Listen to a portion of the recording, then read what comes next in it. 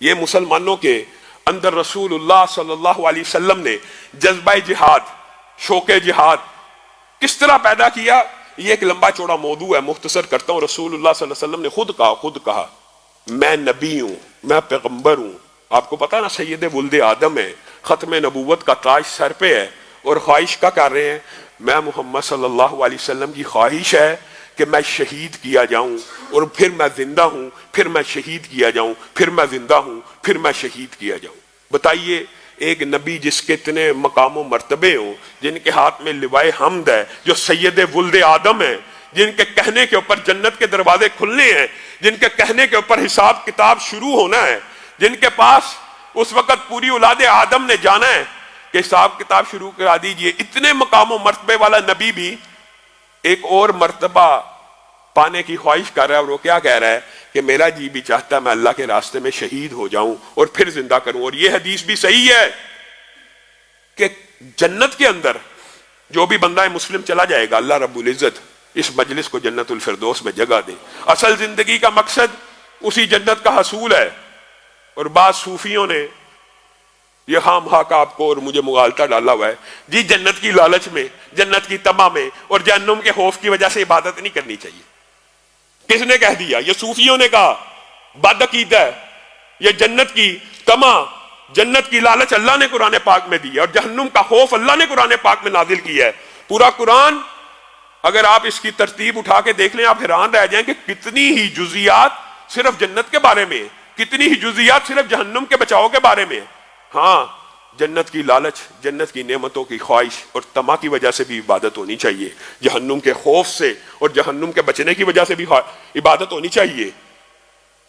بعض صوفیوں نے اللہ معاف کرے کیا فلسفے نہیں اپنائے۔ ٹھیک ہے،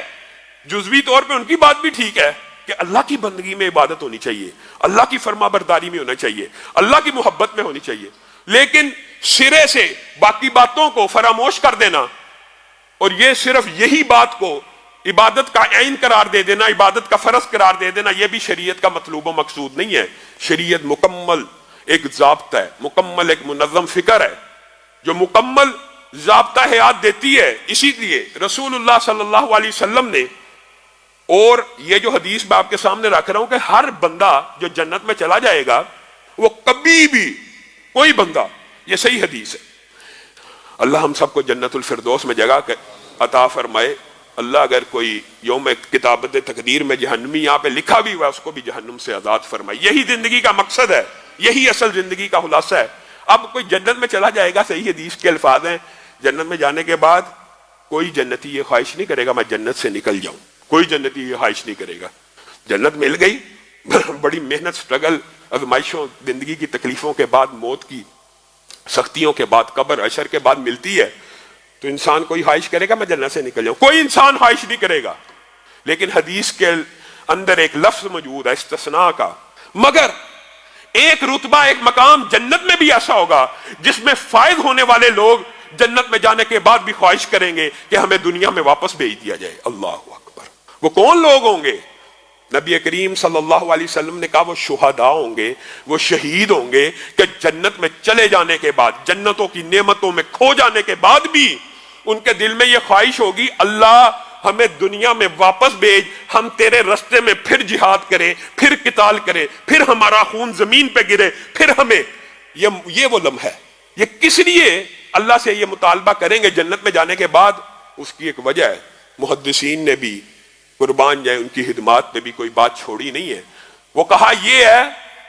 کہ جنت میں جانے کے بعد جو لذتیں انسان کو محسوس ہونی ہیں، اس سے بھی بڑی لذت شہید کا جب پہلا خون کا قطرہ زمین پہ گرتا ہے اور اللہ رب العزت کو مقصود ہوتا ہے اس کو شہادت کا رتبہ دینا، تو اللہ تعالیٰ اس کی میزبانی اور عزت و اکرام کے وہ مناظر اسے دکھاتے ہیں کہ جو لطف اور جو اطمینان اور جو سکون شہید کو ان لمحوں میں آتا ہے وہ جنت میں جا کے بھی نہیں آتا۔ اور آپ یہ سمجھتے ہیں کہ شہید بیچارہ تڑپ تڑپ کے مر گیا، شہید بیچارہ تکلیف میں مر گیا۔ حقیقت یہ ہے کہ بعض روایات اس بات کے اوپر بھی دلالت کرتی ہیں کہ زندگی کے اندر تو جو تکلیفیں آئیں گی سہے گا، لیکن موت کا جو حملہ اس کے اوپر ہوگا نا، موت کے وقت جو اس کے اوپر تشدد، ظلم یا کاٹ یا جس طرح بھی اس کو نوچا جا رہا ہوگا، اس کو اس وقت اتنی بھی تکلیف نہیں ہوگی جتنی تمہیں کیڑی کے کاٹنے کی تکلیف ہوتی ہے۔ تو اللہ رب العزت اس وقت اس کی مشکلات، جب شہادت کا رتبہ دینا مقصود ہو گیا، جب ایک بندے نے ثابت کر دیا اللہ تیرا دین، تیرے لیے بیوی بچوں کو چھوڑ دیا، گھر بار کو چھوڑ دیا، تو نے زندگی دی تھی، تیری امانت تھی، لے یہ امانت تجھ کو لٹاتا ہوں، تیری خاطر دنیا سے واپس چلا جاتا ہوں۔ پھر بتائیے اللہ اس کا کیسا اکرام کرے گا؟ اور یہی وہ اکرام ہوگا، یہی وہ لطف ہوگا، یہی وہ مناظر ہوں گے کہ جنتی جنت میں جانے کے بعد بھی شہید یہ خواہش کرے گا، اللہ مجھے واپس دنیا میں بھیج، میں اسی منظر کا نظارہ کرنا چاہتا ہوں، میں وہی لطف و کرم دیکھنا چاہتا ہوں، میں وہی میزبانی کی جو آپ نے امیدیں شہادت کے لمحوں میں مجھے دی تھی، میں دوبارہ دنیا میں جا کے اسی لذت کو حاصل کرنا چاہتا ہوں۔